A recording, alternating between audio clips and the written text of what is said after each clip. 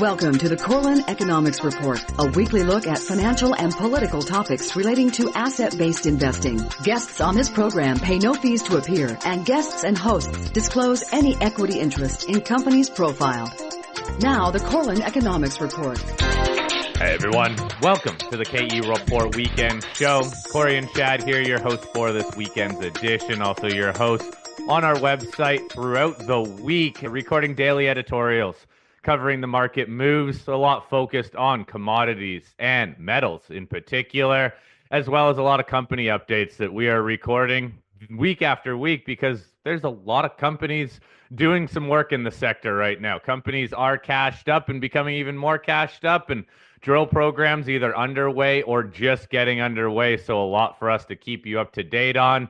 And when you're listening to us on your podcast player, please give us a review, subscribe, also share with any of your friends. You can also find a lot of our content on our YouTube channel under The KE Report, and also on our Substack page, The KE Report. This weekend show going to be focused on commodities. First half of the show, chatting metals with Matt Geiger, and the back half of the show, moving over to the energy sector with Dan Steffens. All right, let's get into it with Matt Geiger, managing partner at MJG Capital.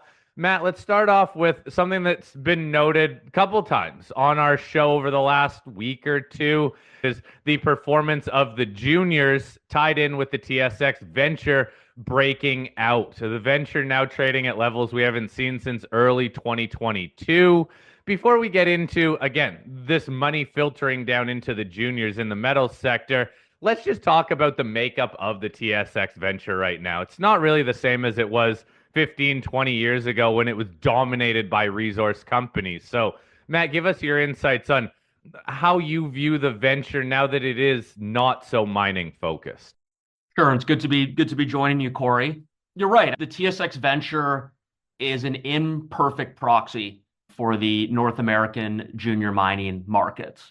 At last count, roughly 50% of the companies that comprise the TSXV are mining focused. And that's definitely lower than it's been in recent times. I think if you go back to the peaks of previous bull markets, let's go back to 2011, we're probably looking at closer to 75% of the companies comprising the TSXV being mining focused. So I'd actually argue this is one of many potential contrarian indicators that one can look at. And I think it's quite likely, whether it's later this decade or early next, when the commodity bull market really gets to its later stages and starts to overheat, if again we see the TSXV comprised 70, 75, 80% by junior miners, that could actually be a sign that it's a better time to be taking profits as an investor than deploying capital into this space. I should note, I think last year, the TSXV comes out with a review at the end of each year of the 50 top performers. My understanding is that 31 of the 50 top performers in 2024 were actually mining focused, so about 60% of those names. But yeah, as it stands, the current proxy or the current weighting towards junior mining names is around 50%. With that said, I still do view it as a proxy for the junior mining space, albeit imperfect. Well, Matt, when you look at the junior mining space, just anecdotally, when you look at your own portfolio or across the board, when you look at watch list or when you look at a lot of the juniors, there's a lot to cover. I mean, there's probably over 1,000 gold companies. You got a couple hundred silver and a couple hundred copper companies. So when you look at the space of the juniors, what we can say is we're seeing a lot of money raised right now that is filtering down in the juniors. We're seeing a lot of companies that are the quality that have already been running get an even bigger bid, but we're also seeing what appears to be money rotating out of profits pulled on producers and going down into even the smaller companies, even into the drill plays, the explorers, the advanced explorers. What's your take on what's happening now as far as money circulating down into the juniors? I mean, I think we're seeing that trickle-down effect that we've been talking about for months, if not years. I would argue it really started in late April, where the TSXV convincingly broke out above a key resistance level at around 645, 650. This occurred shortly after our last conversation, kind of in the final few days of April. And it's since blown 50 points higher in the ensuing 4 weeks. That's about a 7% move. My understanding is that upside targets to look for. Kind of the first is 705, which we actually reached yesterday in intraday trading. And upside targets proceed all the way up to 890 to the 900 range on the high end. And these are filling in the gaps from the 2022 decline that we saw. So were we to reach that high end upside target, we're talking to potentially an additional 30% move from where we sit today. So with all this in mind, I do think it's increasingly fair to say that it's game on for the juniors, at least until the next panic event in the broader financial markets. I'm not one to be inclined to believe that the impacts of Trumponomics were confined to those 2 weeks of volatility in early April. I think the market is viewing the global economy through rose-colored glasses, and that's more likely than not to be shattered in the coming quarters here. But as long as the broader market remains trending higher or at least treading water, I think it's game on for the juniors. With that said, into the strength, I am seriously considering taking some profits and building the fund's cash position potentially into the double digits. Haven't made a firm decision on this. If we were to do so, this would be the first time that we had a healthy cash buffer within the fund since late 2023. And as we've discussed in recent podcasts, we've been essentially fully deployed for the past 18 months, and this has definitely served us well. But I'm beginning to think that some caution may be prudent, in the coming months here, even understanding full well that the outlook appears excellent for the juniors over the next 30, 60, 90 days. So I'm willing to sacrifice a little bit of upside to be a bit conservative, because even if you're 80% exposed to mining stocks, 20% cash, and there's upside, you're still catching that pretty flush. Matt, I want to dive in a little bit more to your comment there that you still think it's early stage in this bull market. We've heard that from a few other commentators, but we've also heard from other commentators that, look, this bull market has been around for a little while. I think you can make the argument that it's early stage for the juniors because they did just start moving. But in all fairness, you go back through something like GDX. GDX has been moving for the last couple of years. You go back 10 years and GDX is up almost 5 times. Took about a 3+ year pause in 2020 through 2023.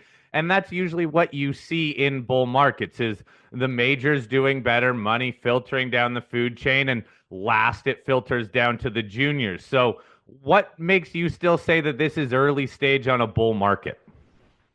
Well, I think you do have to draw a distinction between gold in particular and the rest of the commodities complex. I mean, I think it is fair to say that gold is in the mid stages of the bull market, if not getting towards its later stages. We've had an incredible run. If you go back to the 2015 lows in the gold price, we're up roughly 3x from the 1,000 odd per ounce figure that marked the lows there. I will note that in the 2002 to 2011 move, we saw the gold price in absolute terms increase by 7x. So there's no guarantee that history is going to repeat here. But if it rhymed perfectly with the past, we'd be roughly halfway through this move in the price of gold. But it'd be hard to argue that things aren't going well for gold specifically. With that said, even looking at the other precious metals, silver would have to move another 35 or 40% from current levels to achieve its all-time highs. It's really rough in the PGM space, which are often lumped in with gold and silver in the precious metals column. Close to half of the cost curve currently of palladium and platinum producers are underwater. So I think it'd be very hard to argue that things are euphoric as it pertains to PGMs. And yeah, look elsewhere in the commodity complex. Ag minerals remain out of favor. Even copper, which is receiving a lot of chatter in recent weeks and really recent years, even copper, I would argue, would have to increase another 30-odd% from current levels before it reaches its incentive price in order to bring true, large-scale greenfield projects online. And if you look to past copper cycles, oftentimes you'll need to see the actual spot price get to up to 2x the incentive price before you really see the big boys get a move on. So I think it's important to be nuanced with how you look at this. But I'd say for the metals complex at large, it's very difficult to make the argument that we're really anywhere close to euphoric territory. Well, Matt, just to that point, I think a lot of commodities, they don't all have to run in sequence. So some of them run at different times. Like we saw the lithium boom hit counter-cyclical to a lot of the other commodities. Uranium has had a couple of runs already in 2020 to 2021, and then again in 2023 to 2024. And it looks like it could be setting up for another one. So some of these commodities will run onto and march to the beat of their own drum. But if we just dial it back down to the precious metals, particularly gold and silver, you make a great point about silver still needing to catch up. Gold has been breaking out to new highs for a while now. It really started at the end of 2023. It accelerated in 2024, and it's continued in 2025. But silver has not broken up above that 49.50 all-time high from 1980 or 2011. Do you think we're in the cycle now where silver has the big catch-up trade? Seems like we're getting there, but from my perspective, the longer we go without having that big silver move, the better. Like I would love for this to be a long, drawn-out bull market and less of a flash in the pan like we saw in 2020 or 2016. So I don't mind silver holding back a little bit. And again, history does not have to repeat, but if history holds, we'll know that we're in the end stages of the precious metal run when we see silver move 50, 75%, even 100% in a year-over-year basis. That will tell you that we're at the end stages. So we haven't seen that yet, and that gives me conviction that there's still run to move here. I guess to that point, touching back on your comment that you're considering building a cash position, I think, and you can correct me if I'm wrong, but your portfolio is focused more on the smaller companies, which are starting to move now. And again, that's after some of these larger companies have moved. What is that strategy there then? Yes, locking in some profits, but if there is still room for these metals and the smaller companies to re-rate, then how would you manage that cash position if you do build it up? Yeah, it's a really hard balance. I mean, I try to live by the axiom, it's better to be approximately right than 100% wrong. And again, if you're 80% exposed to juniors, high torque juniors, and you catch a move flush, you're still going to be quite happy with the results. So I'd rather show a little bit of prudence and take some profits into strength, which is generally the way to go. But you're right. I mean, the MJG portfolio is very junior heavy. Roughly 80% of the portfolio is weighted to pre-revenue names, with the remaining 20% of the portfolio exposed to royalty companies, with NEO being the one exception in terms of our cash flowing positions. And if you look at our 18 current holdings, the median market cap is around 45 or 50 million Canadian, ranging from a few positions that are valued below sub 10 million Canadian, all the way up to Altius Minerals, which is our largest holding by market cap at around 1.2 billion Canadian at the moment. So a bit of a spread, but as a whole, we're very much situated to the juniors, and that's been reflected in our performance year to date. It's been a very, very strong 5 months to start the year. I don't want to jinx anything. We'll see what the remaining 4 to 5 weeks of this quarter brings, but I'm looking forward to putting out the funds investor letter in July and hopefully sharing some good results with our limited partners. Well, Matt, in the backdrop that we're seeing, especially in gold, but also to some degree in silver, we're seeing a lot of M&A deals over the last couple of years, but a lot of them have been a producer bolting on another producer or a producer bolting on a large development project. A lot of those have had challenges and cost overruns, and they've taken a little longer to get them built. But we're not seeing the same flood the last couple of months, like especially coming out of PDAC and moving forward, that a lot of people were anticipating. We are seeing some M&A deals start to surface in the silver space, which is interesting. But before we go over to the silver space M&A, the gold side seems relatively muted compared to last year and the year before. What do you make of the fact that we're not seeing like a dozen M&A deals every month in the gold sector right now? Well, I think it's still been a pretty strong environment on the M&A front for precious metals. So I don't mind kind of the steady tick of news flow. But you're right. Most of the deals have been concentrated on either assets that are in production or are very close to production. The Equinox Caliber tie-up was one example. And even the silver M&A that you mentioned, those also fall into the category of a larger producer gobbling up a smaller producer. So I think it's still to come. And as this metals bull market progresses, you'll see the larger companies come further and further upstream as the cupboard becomes increasingly bare for either, single asset producers or later stage developers. So I think it's a matter of time. And what you're speaking of reflects to where we are in the cycle, which is closer to mid stage. What do you consider a later stage developer? We hear so many companies being put in that developer category, but that can be 2, 3, even sometimes 4 or 5 years off from when they actually start production. So how do you isolate those later stage developers that could be of more interest for M&A? Yeah, good question. I don't think there's a hard and fast definition. I would argue probably the earliest you could consider something a later stage developer is a project where there's a pre-feasibility study out and a feasibility study in progress. And then, that would continue all the way to a company that is, in construction just a few months out from production, like in the case of Calibre. So I would put anybody in that kind of range of the development life cycle into the later stage developer bucket. Well, Matt, if we dial into some of the silver acquisitions that we've seen, it started off last year with Gatos being acquired by First Majestic and then Silvercrest being acquired by Core Mining. We did see a big transaction go down where Mag Silver taken off the board, their 44% stake in Juanicipio by Pan American Silver.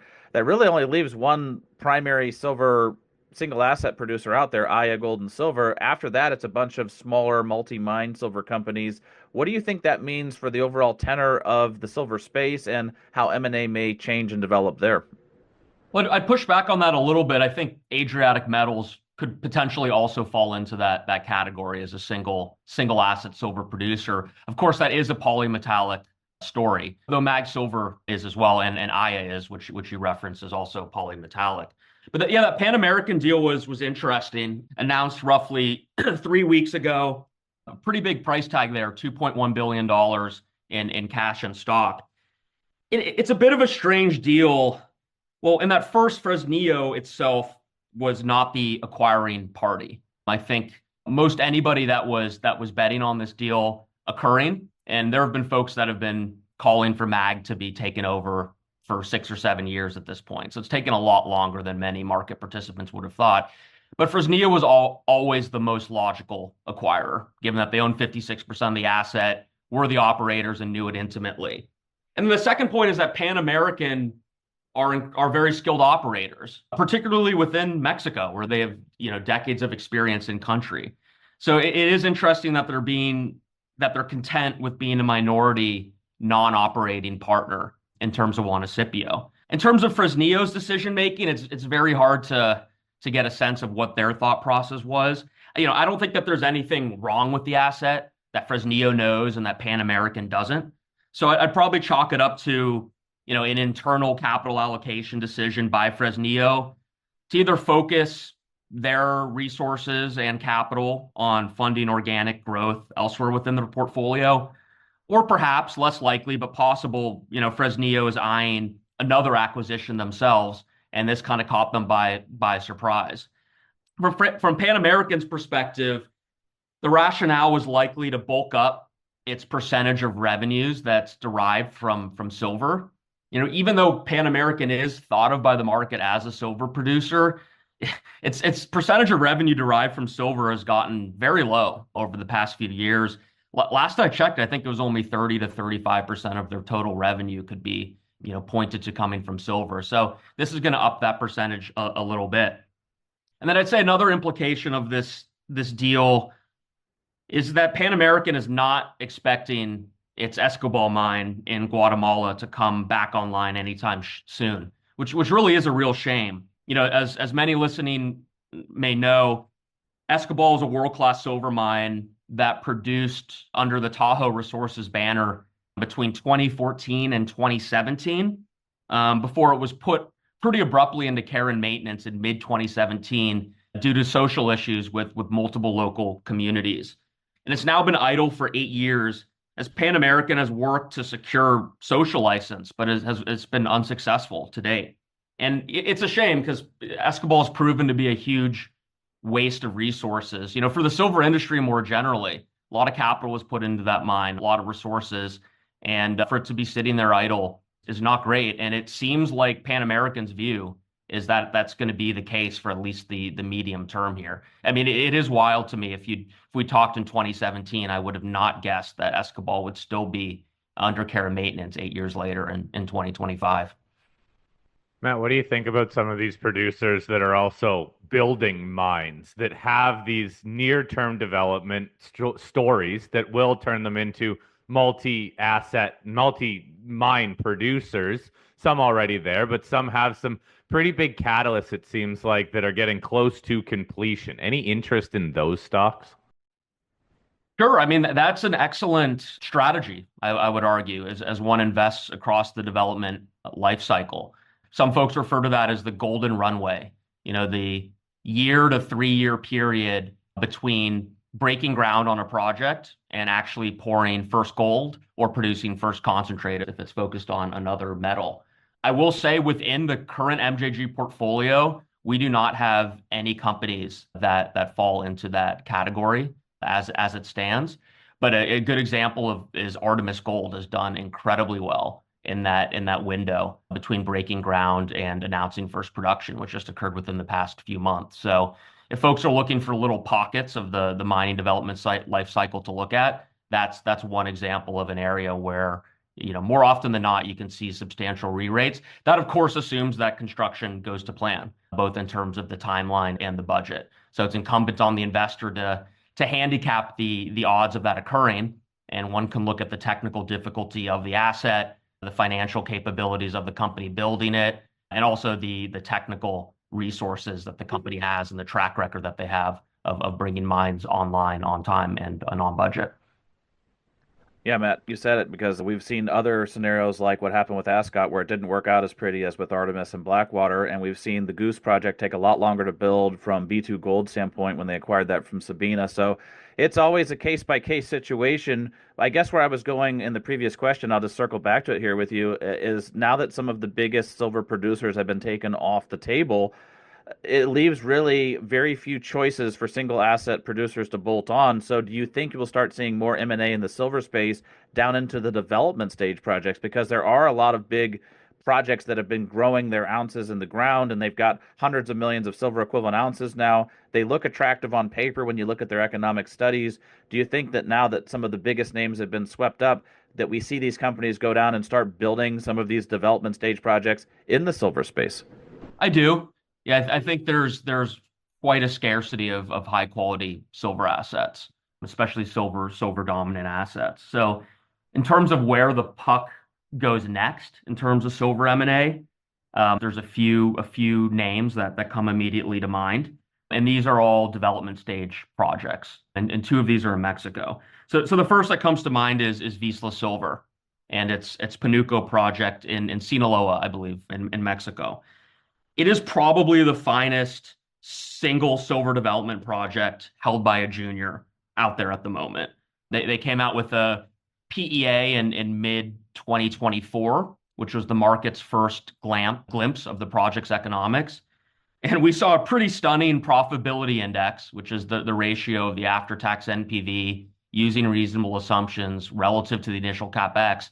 We saw a profitability index of over 4x for this project, and that was using $26 silver. With that said, this project does have a long way to go in terms of permitting, particularly within Mexico, which is not an easy place to get anything permitted these days, even if it's an underground project. And, it's also receiving a decent price, a decent valuation within the market. It's not an unknown story. And I think investors out there are giving the project its due to its exceptional economics. But that's kind of one name that comes to mind, and I wouldn't be surprised to see Vizsla Silver's name taken off the board pretty suddenly. Another name, also Mexico-based. This one's in Jalisco. It's GoGold's Los Ricos project. They're later stage than Vizsla. I would even hesitate to call Vizsla a late-stage developer at this point. They're kind of right in the smack dab in the middle of the development phase. Whereas GoGold's Los Ricos is definitely late-stage development. They have a feasibility study out. And if anything, it's more of a permitting story at this point. They're waiting on a couple key permits, one of those being a MIA and the other being a change of land use permit. And once those are in hand, they're in theory ready to break ground on the project. So if or when these permits are received, GoGold's going to reach a critical decision point on whether to go it alone and build Los Ricos themselves, or whether to take the bird in hand and sell on to a larger party to take that project forward. I'd say it's close to a coin flip which way they go. Maybe I'd say 60% chance that they build it themselves because this team does have some operating experience. Maybe a 40% odds that they go ahead and sell it. But again, first things first, they need to receive these permits. They've guided for Q2 2025, and we only have 4 weeks to go before we flip to Q3. So we'll see if those are received in the timeline suggested by the market. And then the third name that comes to mind, moving down to Argentina, would be Abra Silver and its Diablillos project. This is in Salta province. This is closer to Los Ricos than Panuco. Based on my answer earlier, I would say that Diablillos falls into the late stage development category because they do have a pre-feas out and they're working on their feasibility study currently, which is expected early in Q1 2026. The interesting aspect here as it pertains to Abra is that whoever builds Diablillos has a strong incentive to secure project financing and break ground on the project in the first half of 2026. This is in order to ensure qualification for Malay's RIGI investment program, which offers significant benefits in terms of the tax rate, in terms of customs, and in terms of foreign exchange benefits. And as of now, only projects that are in construction in the first half of 2026, it's possible that timeline is kicked later. But as of now, any large-scale project has an incentive to get into the construction phase in the first half of next year in order to ensure qualification of that program. So there is a bit of an arbitrary shot clock here. And in terms of potential acquirers that are interested in this project, they have an incentive to move sooner rather than later. So Abra Silver is the third name that I would keep an eye on. And I should note none of these names are currently holdings within the MJG portfolio. But that could always change. I'm keeping an eye on all three of these. Hey, well, for Vizsla Silver and Abra, man, we followed along with them for a little while, and both of those stocks have been really impressive in terms of the growth and opportunities that they both have. Since we're still talking silver, what about these small silver producers? Ones that have small mines, ones that, quite frankly, have been losing money up until it seems like just recently. We're getting some quarterly results that are showing that some of these companies are turning the corner, albeit still very small net income numbers, but at least they're not hemorrhaging money anymore. Again, these mines aren't huge, so the whole M&A aspect, they don't really move the needle for larger companies. But do you see any opportunities in these small current silver miners that seem like they're finally making money? Yeah, to be frank, Corey, that's not really my style. I think there is money to be made if you have a very firm sense of the direction of the silver price, and if you get your timing right. Some of these smaller marginal producers can generate extraordinary short-term returns, but we will generally stay away from production stage stories. Like mentioned, 80% of the weighted portfolio is pre-revenue as it stands, and almost all of our revenue-generating positions are royalty companies. If we were to invest in a producing miner, I'd want it to be a large-scale, top-tier producer, not a smaller one that really doesn't move the needle. So I have heard, Endeavor Silver's name bandied about as a potential bolt-on acquisition target. So that's maybe a name that falls into the category that you're mentioning that could see some M&A activity. But as a whole, I'm not following this niche of the market particularly closely, to be frank. Well, Matt, one other sector I know you do follow closely is copper, and we continue to get questions from listeners about what's happening with the copper juniors. We've seen life in the gold juniors. We're seeing life in the silver juniors. Now, some of the development stage companies, and maybe we can say mid to later stage developers based on what we've talked about in this call, they've been getting traction. But the earlier stage copper stocks, for the most part, as a group, aren't getting a lot of love. There's some isolated stories that have, but what's your outlook on copper juniors? Well, we have quite a bit of exposure to copper. Roughly 35% of the MJG portfolio is weighted towards copper-focused names, and those stem from prospect generators to later stage developers like Corex Copper, which is a name that we've talked about on this program and the featured investment in the most recent MJG partnership letter. We don't have any copper production exposure, but you're right. I've seen a little bit of positive price action within just the past couple of weeks. As of yet, the juniors have largely been neglected. And I just think it's a very interesting point in terms of the copper market cycle, in terms of demand coming forward from electrification, AI, in terms of the lack of supply growth that we can anticipate over the coming months and years. It's an excellent setup.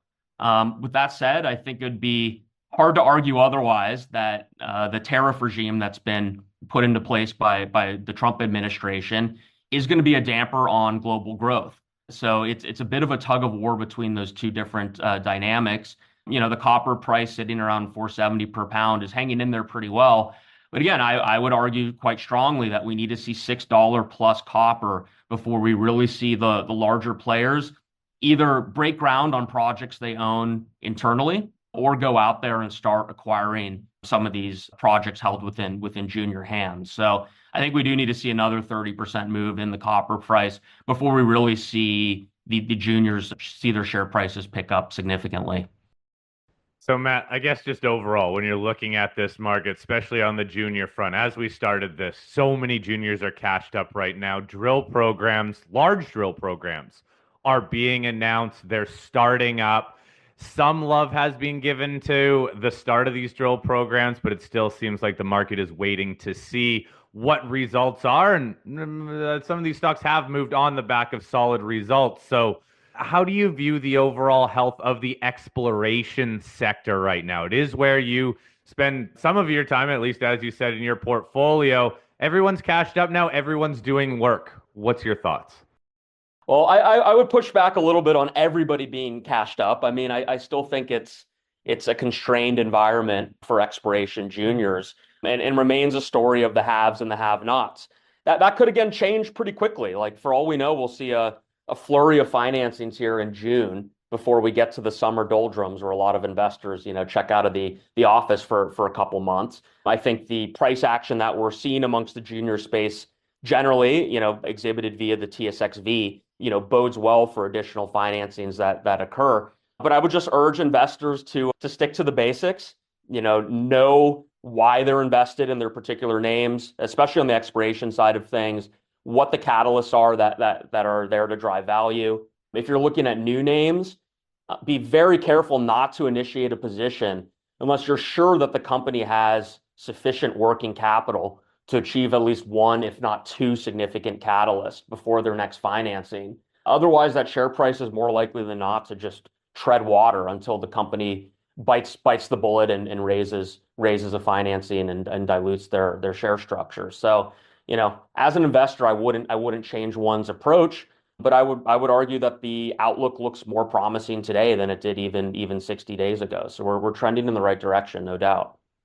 All right, Matt. Always great chatting with you. Again, Matt Geiger, managing partner at MJG Capital. I'll post a link to the MJG Capital website in the show notes.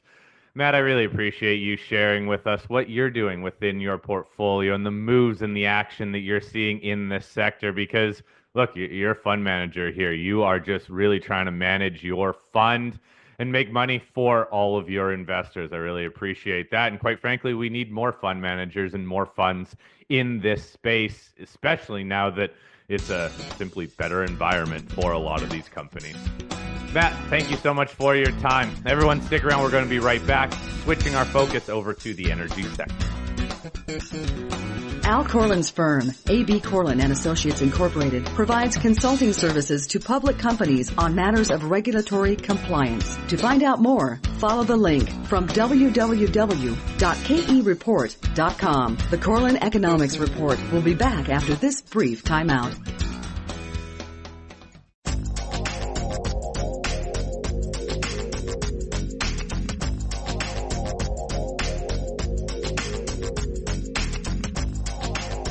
All right, welcome back. Continuing to listen to the weekend edition of the KE Report. Now shifting over to the energy sector, focusing on the oil and natural gas markets, chatting with Dan Steffens. Dan is the president of the Energy Prospectus Group. And Dan, we'll talk about what's driving the oil and nat gas prices, as well as a couple slightly smaller companies that you want to bring up to our audience later on in this interview. Let's start with oil, though, as we're recording this on Wednesday, so about halfway through the week.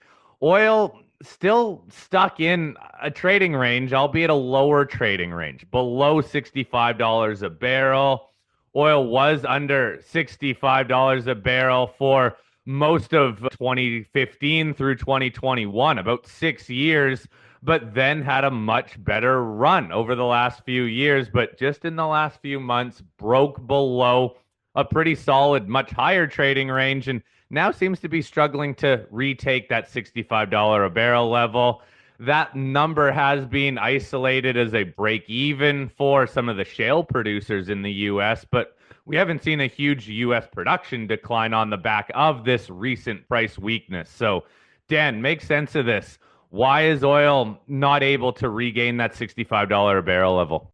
Well, it's fear-based headwinds that are a problem for the oil traders. And remember, the price you see is the front month futures contract for WTI. And yesterday it was down. Yesterday it was down, and all my oil stocks were up. Everything was green. Today, right now, as we're talking, it's up $1.27 to 62.15. Regained more than it lost yesterday, and half the chart's red today. So I don't know, but gas prices have pulled back. It was up big yesterday and it's pulled back today. So you got a lot of volatility, especially at the end of the month, especially on the gas side. Today's the last day of trading for the June futures contract. So the longs have to close their positions.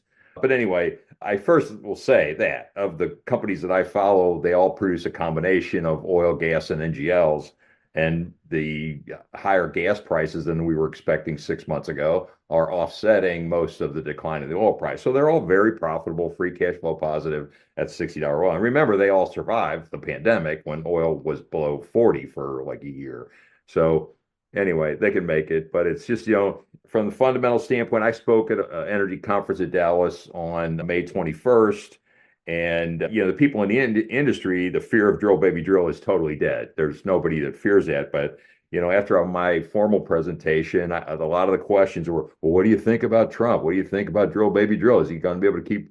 And I said, there's not going to be any drill, baby, drill by the public companies that I follow. They're not going to go out and go into debt or anything to start drilling more wells to depress oil prices. Why would they do that? But there's still the fear of the trade war, because that's really the fear of a recession. And then the other thing is the fear of what will OPEC plus do next. So OPEC's meeting this weekend on Sunday, they're going to decide, and everybody thinks they're going to decide to have another big increase in their quotas in July. And I don't know how they came up with this number, 411,000 barrels per day. That's what they increased in May. That's what they are increasing starting in June. And now everybody says thinks that they're going to do that again in July. Now, an increase in quotas is not an increase in supply. Actually, the supply OPEC exports were actually lower in April than they were in March. And there's like 7 countries in the cartel that are totally peaked out. They cannot increase production to their quotas. There's another 3 or 4 that have been cheating from day one, that have been, increasing above their quotas for years. And so part of this is just going to increase the quotas up to actual. So the reports that I've seen think that the actual increase in supply is only going to be 300,000 to 500,000 barrels per day. Now that sounds like a lot, but I mean, when we banned Chevron from exporting oil out of Venezuela, that took almost 300,000 barrels out of the market, and it's heavy oil that we need. And also, I saw a report yesterday that Mexico's production of heavy oil is also falling. So for your Canadian listeners, the U.S. desperately needs Canadian heavy oil. So I don't think there'll ever be any tariffs on that. We also need Canadian steel and a Canadian aluminum. So hopefully those will be exempt from the tariffs too. But it's just that fear. And I think that fear will fade. The tariff war fears will definitely fade, I think, as they start announcing some kind of if they announce a big trade deal with the entire European Union, that's going to be big. I think the actual situation between the U.S. and China gets resolved here. I think that 90-day limit, that 90-day pause, by the end of that, they should have something. I know they're continuing to have meetings and discussions, so hopefully that gets going. But, it's just we're in the part of the oil cycle, and the oil cycle, you have low prices for a while, that lowers drilling, that lowers well completions, that lowers supply. Then what happens is prices start running up because you have lower supply, and then higher prices, you start getting more drilling, more activity. So it'll happen. Well, Dan, I think you set the table nicely there as far as covering why there's not going to be a huge increase in drilling, especially at these prices. You want higher prices to incentivize more drilling. But I still see a lot of articles out on the bearish side of the camp, so I want to run this by you, that still believe there's going to be a decrease in demand. Of course, they're still looking at the potential of a contraction in the economy in the U.S., but they're also looking at more supply from countries outside of OPEC plus. So do you think that there could be a few wildcard countries that could still bring in more supply than people are figuring? And if the demand is falling while supply is increasing, could oil go back and retest the 50s? Yeah, I mean, I guess it could, but I just don't see it right now. I mean, the information I'm getting is that the Memorial Day weekend had the most travelers ever, and it's going to be one of the biggest burn-offs of gasoline that we've seen in years. They're building all these data centers and stuff that requires a whole bunch of equipment that runs on diesel. We're doing this Wednesday on the 28th, and I looked at the EIA storage report, and crude oil inventories are 6% below normal, gasoline 2% below normal, and distillate 16% below normal, propane even 7% below normal. So there's no glut, that's for sure. And these are as of the previous Friday. These are as of the Friday before the Memorial Day weekend. So when we get the Memorial Day weekend in there, probably going to see a big decline in the gasoline inventories too. So, and it's been running this way for a long time. We've got a significant diesel shortage down here, and it's a problem. And our diesel prices, when you drive down the highway, you see that the price per gallon is like 70 or 80 cents more for diesel than it is for gasoline. So, Dan, I understand what you're saying in terms of the bullish outlook that you have, but even before this drill baby drill came onto people's radar, I'm seeing in the crude chart, we were seeing lower highs ever since 2022, the spike high, but then consistently lower highs. This market has been under pressure for years, and this whole fear-based trade, we've seen markets rebound quite strongly. U.S. equity markets, yes, there has been that mixed picture of new tariffs that then get pushed off, but overall, I almost feel like some of the fear has come out of the market if we do stay at these lower energy prices, which, who knows, we might stay here for a little bit. Because the U.S. is globally kind of a high-cost producer, does the U.S. run the risk of losing some of the hold it has being energy independent in terms of the oil market? Well, I mean, we're not really energy independent. It's what we do. If you say, yes, we export a lot of coal, we export a lot of light oil, the light oil coming out of the shale places. And the problem with that is we can't make diesel out of that light oil. Really, it's heavy oil the way they measure it, but it's so thin it almost looks like gasoline coming out of the ground. We need black oil to make diesel. So, it's just a mix. It's like saying, are you food independent? Yeah, but we import a whole bunch of food and we export a bunch of food. So it's going both ways, but we're interdependent with the world, let's say. But the energy demand, once we get past this, slowdown in the economy or whatever you want to call it with these trade situation, I think we have a chance at a booming economy. And I'm hoping that the Republicans can finally get their big, beautiful bill passed so we can see exactly, what the income taxes stuff is going to be. And I think that'll really help stir up some demand. But, I'm just seeing more and more of these, big construction projects being announced.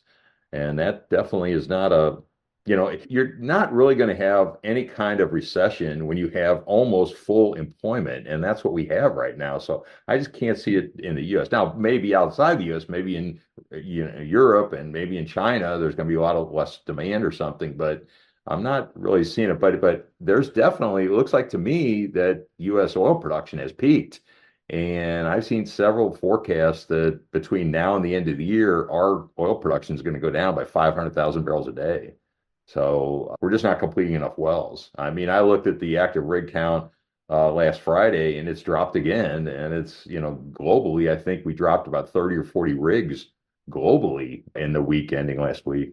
So. Well, Dan, 2 points. What you just said about the rig count falling, a lot of people have pointed to these companies are also drilling a lot longer wells than they used to. And so some of those horizontal wells go 1 to 3 miles now. So maybe is it possible that there could be a drop in rig counts, but still see production stay stable? And then the other question would be with the focus on diesel and the need for heavy oil, and we've, blocked Chevron from working with Venezuela.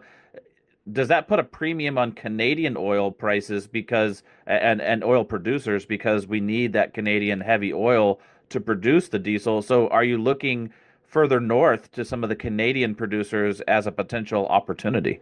Yeah, I'm personally invested in a lot of Canadian companies, and I think the gas price is really going to pop. And as we approach winter, because with LNG Canada coming online, I think that's going to debottleneck that. The oil prices are still pretty good up in Canada, and they're doing well. A lot of on our valuation of companies in the top 25, I think 15 of them are Canadian companies. Interesting. Well, Canadian companies have lagged, but we are starting to see more weakness in the U.S. companies. Still the bigger ones holding up, but the small ones, oh boy, some of those charts look pretty dismal. And again, the crude chart just doesn't look great right now. If it can recover back up into, let's say, around the $70 region, even higher than that, then that does change that outlook. But right now, still at that lower trading range. What about nat gas then? I'm expecting 70 by the end of the year and 75 next year. Okay. I just think that looks like the right price. Well, we'll keep following up with you on that. But right now, again, that chart still, we need some more strength and we need it to hold there, at least for the oil bulls. What about nat gas? Natural gas has been in a pretty wide trading range this year. A low of under $3, a high of about $4.59. Currently right pretty much in the middle of that range, about 375-ish. Dan, we hear so much about these LNG terminals coming online. Just a quick question in terms of that. How much does it cost broadly for U.S. producers to liquefy this gas, to ship this gas? What's the discrepancy there in terms of price and cost to get it into these terminals and into other countries? Well, they get it, like the regular price, but let's say $3, but it costs about $2.50 to $3 to turn it into a liquid and to ship it either to Asia or Europe. So if they're all in costs, let's say we're going $3.50, add another $3, so $6.50. But gas prices in Europe and Asia are both over $12, and they'll go up in lockstep. Like if gas prices in the U.S. go up, let's say gas price goes to $5, it'll probably go up to 15 in Asia and Europe because they absolutely need the supply. I don't see much that could possibly make our LNG exports go down. I mean, they need it to survive, and they don't have enough for energy or electric generation or anything, home heating, stuff like that. They need it. They need supply. Well, Dan, when you think about LNG exports, the question that a lot of people have when they're trying to work their models is, what does that mean for the demand pull to other countries? What does that do to nat gas prices here domestically? Does it eventually pull so much demand overseas that we see a rising tide in natural gas prices here in the U.S.? Yeah, definitely. We are going to. The anomaly has been these low prices for this long, and that's because we've had all this associated gas coming from the oil plays. These wells are being drilled for oil, and they'll basically just give the gas away, and that's why Permian Basin gas prices have been like half what they are anywhere else, because there's not enough pipeline takeaway. The guys they'll just say, take my gas so I can produce the oil. That's it. And several of the little companies that I follow, some of them have negative gas prices when they actually get deductions for transportation, processing, and that they get a deduction. So anyway, but actually low oil prices is somewhat bullish for gas prices because you're going to be completing fewer. It's not the drilling of wells that brings production, it's the completing of them. And they're not going to be completing as many shale wells in the Permian this second half of this year as long as oil prices stay low. So you're going to have a decline in the associated gas, which is going to open up. I put a report or a bunch of details from a Bernstein analysis, and they said they believe the right gas price is $5 US, and that's what it'll be next year. But they also said the situation could be we see a spike to 8 to 10 if the utilities, and it depends on the weather. If we have a really hot summer, which is the forecast, they're forecasting a really hot summer for Texas, by the way, once we get past the next couple of weeks. But then all the gas-powered power plants run up to maximum capacity, and you're going to get real small storage builds, and then the price will start ramping up. I'm predicting right now that we see $4 gas by the end of July. I think by the end of December, we see $5 gas in the U.S. I mean, right now, the futures contract for January, which will be the front month when we get to December, it's like at $4.95 today. So it's almost at 5 already. And that's the price you'll see in the news is the front month NYMEX contract. So Dan, what about these LNG terminals? It feels like we've been talking about these for years and how they're going to impact price, how it's going to broadly move up the natural gas price. How can we quantify this? And when are these terminals actually coming online so we can see what the actual data is?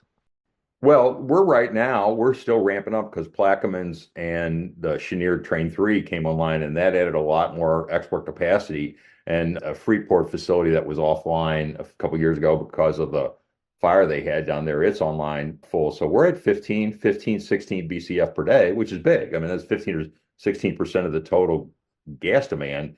And it's going to go up to 18. If all of the projects that are currently approved, and most of them under construction, if just those get completed, will increase to about 25 BCF per day of demand capacity. If all of the ones that are planned but not yet approved, then we're probably going to 35 BCF a day from 15. So that alone, there's 20 BCF of demand just from the LNG. Actually, there's all this talk about the AI data centers needing, gas-fired power plants, and that's true. But that's really not going to kick in until next year and the year after that.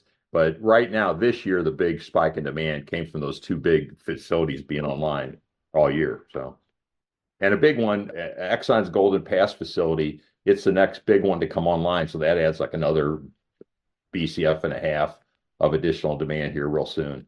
And then you got LNG Canada coming online.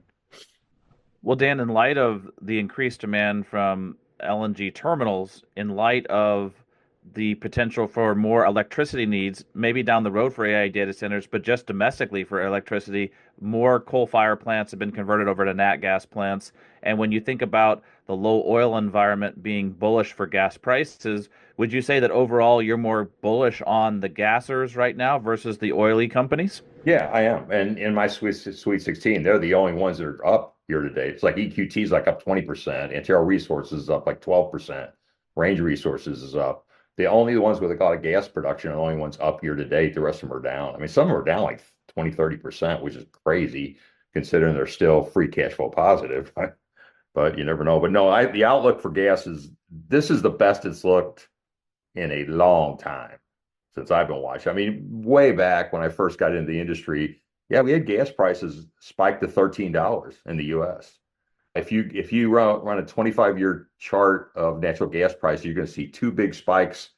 And what's interesting, both of those spikes happened outside of the winter. The U.S. gas prices spike not because of the actual demand. It's the fear of not having enough gas in storage that creates the bidding wars between the utilities because they're required by law to have so much gas in storage at the beginning of each winter. And if they don't have it, they'll pay whatever price it takes to get it. And there's the potential. I think the gas market is tighter than people think right now. And even though, storage is above the 5-year average, their demand for gas is way higher than it was 5 years ago. So their storage requirements are much higher than people realize. And refilling storage is not optional. It must be done every summer in order to get ready for the winter. Because we have to have like 4 trillion cubic feet of gas in storage at the beginning of each winter to make it through just a normal winter. Yeah, I find it interesting. I guess prices are higher than they were about 5 years ago, generally a bit higher than they were even 7, 8 years ago, but still not drastically higher, right? Yeah. And now the whole narrative too being, oh, AI data centers. Yes, those are still a couple years off, but markets are forward looking. But it's not just natural gas that's going to power these things. We hear a lot from the nuclear side of things that could be a big power. So, Dan, we can't just discount nuclear in terms of powering these data centers if they are a few years off, can we? Yeah, I think nuclear is like 2.5, 3 years off. I mean, Trump signed several executive orders this, I guess, yesterday or the day before, and I was reading through that this morning, and it looks like it's 2.5, 3 years before any of them start getting built to really do that much. And they're going to need them. I mean, there's like 24, 25 AI data centers planned for Virginia that are going to need more electricity than New York City. And if they hooked all those up to their grid, it would just kill the grid. They have to have their own power plants, and that's just the only way that's going to work. So, but the other thing is because of lack of infrastructure, Appalachia is pretty much tapped out on pipeline capacity. Permian is the only two places where you can really have a significant increase in gas supply is the Haynesville in South Louisiana, and then also in Oklahoma in what they call the Anadarko Basin. They've got a lot of pipeline access left, and they're, close to pipelines that can get it down to the Gulf Coast also. There's some upside in South Texas to Eagleford, but there's not much drilling going on right now. That's another place that drills primary for oil, and the gas down there is pretty deep, so those wells are pretty expensive. But if the price gets high enough, then yeah, that really helps. You turn a lot of tier two locations into tier one if you get $5 gas. Well, yeah, I think the companies would be pretty excited to even see $4 gas. So $5 Yeah. gas Oh yeah. would. You look at EQT. EQT's all in cost. I'm talking all in G&A, everything, interest expense, everything. It's only like $2 per MCF of production, and they had 385 or something was their actual gas price for the last quarter when you took in their hedges. And you put $5 in that model in EQT's model, and I think it's $9 billion worth of free cash flow is what they're going to have next year. I mean, these models go crazy when you put in $5 gas. Well, Dan, I wanted to ask you about Canadian gas because it's been at a substantial discount to U.S. gas. Do you expect it to start catching up with the U.S. gas price, and what would that do for Canadian gassers? Yeah, it'll do a lot. It'll do a lot for them. The one company I really like up there is Peyto. I think I mentioned it on the last month, but they sell a lot of their gas at U.S. prices. I was surprised. They've got gas contracts and can get it down into the States, but that one looked really good. I think their realized gas price was like over 350 Canadian, and most of them, but they all of them have gone up like 50 cents, 75 cents from fourth quarter to first quarter. And then I think when that LNG facility on the West Coast, that's supposed to debottleneck that. So I'm for fourth quarter of this year for the Canadian companies, I'm probably using way too low of a gas price in my forecast models for those. There's a lot of potential up there. All right, let's talk about some of the companies you sent over. Spartan Delta traded SDE on the TSX, and Journey Energy traded JOY on the TSX. Spartan's a much bigger producer. Journey really is the junior here, but these companies have a joint venture. Just looking at the share prices of both Spartan and Journey, Spartan, yes, off of its highs, but Journey has been kind of crashing over the last couple years. What's the play here, Dan? Okay, well, the play is they have a joint venture with each other, but just to talk about Spartan Delta first, the management team at Spartan Delta, this is their third attempt to build the company up, and it came on my radar screen where they announced a special dividend that was like $5 a share. And what they had done, they built up an area and sold it, and all the sales proceeds they paid out, or most of them they paid out to their investors. So they're what I call a buy low, build it up, sell high company. And I really like that strategy. I've made a lot of money off companies that do that. And that's what they're doing right now. And they have two big, about 85% of their production right now is nat gas, and they're pretty profitable even where they are right now. But they're in this deep basin play up there, natural gas. But this year's drilling program is on what they call the West Shale Basin Duvernay play. And within that play, they've got hundreds of drilling locations. They've got a really big acreage position there, and they think they can run that up their oil production from like 5,000 barrels per day to 25,000 BOE per day. Now they're including NGLs too, condensate, so that's liquids. But they're drilling 17 gross wells, going to complete 15 net wells this year. But the first 5 or 6 wells that they've drilled in the play have come on stronger than their pre-drill type curves. And so they're pretty excited about it. And they're going to announce several more wells really good wells, I expect, when they announce second quarter results. Now, what attracted me to Journey is they are in a joint venture within the play. It's a subset of all of Spartan Delta's acreage, but it is one of their core areas, and they think it's all within the tier 1 area. And they drilled 5 joint venture wells last year that all came in above the type curve, and they've got 6 to 8 wells within the joint venture area this year that they're going to complete. And I think they're going to announce about 3 or 4 of those in the next quarterly result. But the first 2 wells, just for Journey, reported on their website. If they have several slides in their presentation about it. If you're interested, that's the best place to look. And the first 2 wells had IP 120, which is the first 120 days. They averaged the first well 690 barrels of oil per day, and the other one was 814 barrels of oil per day. And that's like double what the type curves were. And so they got 8 joint venture wells that they expect, which will be 2.4. The joint venture is 70% Spartan Delta, 30% Journey. But because Journey is so much smaller, from a percentage wise, it's a much bigger deal as far as the impact it's going to have on the company is going to be for Journey. So that's why I'm looking at them. But Spartan Delta today is trading at this moment about $3.09. First call's price target is $5.23. My current valuation is $5.85.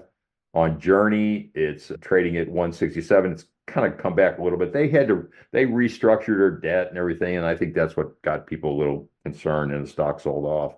And it's more oily. It's a higher percentage of their revenues come from oil sales than Spartan Delta. So Spartan's also getting, the fact that the outlook for natural gas looks so much better. But their first call price target on Journey is $2.88. My valuation is $3.25. And and I think my forecast model is pretty conservative. I mean, I think they could, increase production more by the end of the year than I'm thinking. I didn't think they were going to complete that many joint venture wells this early, but they are. Anyway, both of them were kind of good. Well, Dan, just a quick follow-up on it. You kind of alluded to it, but I wanted to dig in just a little deeper for people listening in. Between the 2 companies, since Journey is the smaller one, and like you're saying, it'll have more of a profound effect on them, do you think that's the better way to play it? Because Spartan Delta is a more established company, so I guess you could say it's safer, but it seems like because Journey's so beat up and because these JV wells will have a disproportionate effect to them as a smaller company, would that be the one that has more growth in your mind? Yeah, but I think Spartan Delta, you're going to get a pop from the gas prices going up. I'd really list it as a gasser right now. 85% of their production is natural gas and NGLs right now. Now they're focused on increasing their oil production, but most of their revenues are still gassy. So it's kind of a gas play. And if the play is good, they're the ones that have 70% of the joint venture. So if these wells really are that good and continue to be that good, it's going to mean a lot to them too. And they're drilling wells outside of the joint venture acreage too, where they have 100% ownership of those wells. And it's just good. The best thing to do is go to their website, look at the maps and stuff, and you can kind of see where their drilling program is going to be for this year. And they outline the JV acreage, and then they show all their acreage outside of that too. But they're not the only ones. I mean, this play, there's some other companies in that play that are reporting really good well results. All right, Dan, we'll wrap it up here. We're out of time for this weekend show. Everyone, thanks for tuning into this weekend show. Just as a reminder, please go back through our website, podcast on your podcast player. Just search the KE Report. Please subscribe, leave us a review, and even check us out on YouTube, also searching The KE Report. Do the same over there. Follow us, comment, and like our videos with all of our daily editorials and company updates from throughout the week. I hope you all enjoyed this weekend show focused on commodities. Started off with metals and mining, finished it off with energy. Dan, thank you again for your time, and everyone, thanks for tuning in. I hope you all have a great rest of your weekend. The Corlin Economics Report is produced for A.B. Corlin and Associates. Opinions expressed on this program are intended solely for the entertainment of our listeners, do not constitute investment advice, and are not necessarily those of this network, radio station, or our sponsors. Find out more about this program and today's guests by visiting www.kereport.com. For Al Corlin, this is Colleen Robbins. Join us again next week for the Corlin Economics Report.